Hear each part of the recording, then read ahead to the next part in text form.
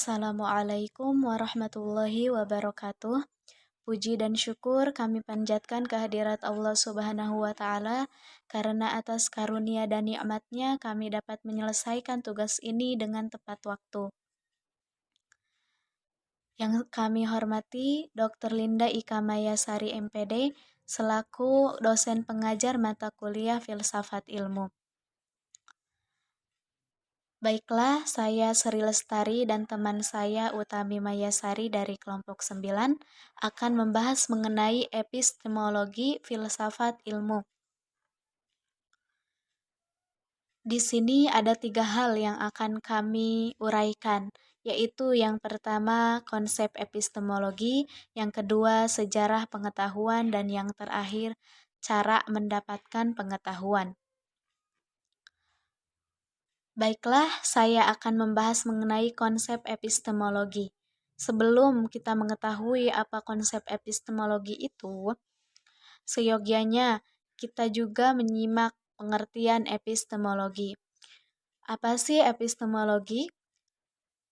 Ranes dalam kamusnya pada tahun 1971 mengatakan bahwa epistemology is the branch of philosophy which investigates the origin, structure, method, and validity of knowledge. Yang artinya, epistemologi adalah cabang ilmu filsafat yang membahas mengenai asal-usul, struktur, metode, dan validasi pengetahuan.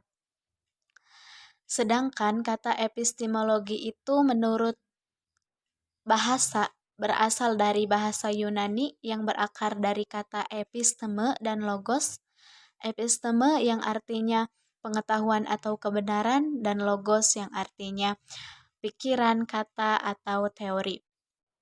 Dari kedua kata itulah disimpulkan bahwa epistemologi adalah ilmu pengetahuan tentang pengetahuan.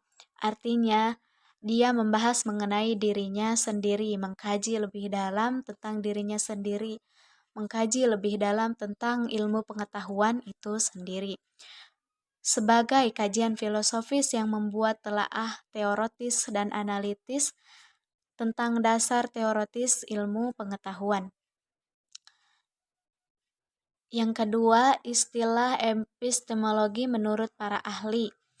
Menurut Nurani Soyomukti, epistemologi adalah cabang filsafat yang memberikan fokus perhatian pada sifat dan ruang lingkup ilmu pengetahuan yang terdiri dari pernyataan berikut. Apakah pengetahuan itu, bagaimana pengetahuan diperoleh, dan bagaimana kita mengetahui apa yang kita ketahui. Dari dasar-dasar pernyataan itulah Nurani Soyomukti menyimpulkan bahwa epistemologi yaitu untuk menjawab dari mana asal-usul atau sumber sesuatu yang kita ketahui dan bagaimana cara kita mendapatkan atau memperoleh sesuatu pengetahuan itu. Selain itu, epistemologi juga untuk menjawab sifat, karakteristik, dan ciri-ciri tertentu dari segala sesuatu yang sedang diselidiki. Yang kedua, epistemologi menurut Hardono Hadi yaitu cabang filsafat yang mempelajari dan mencoba menentukan kodrat dan skop pengetahuan, pengandai-andaian, dan dasarnya, serta pertanggungjawaban atas pernyataan mengenai pengetahuan yang dimiliki. Jadi sebuah pengetahuan yang kita miliki itu harus ada pertanggungjawabannya. Kita harus mengetahui dari mana sih dasar pengetahuan kita itu, bagaimana kita mendapatkan pengetahuan itu.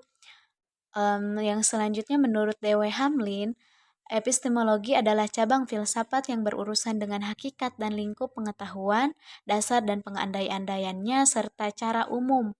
Hal itu dapat diandalkannya sebagai penegasan bahwa orang memiliki pengetahuan.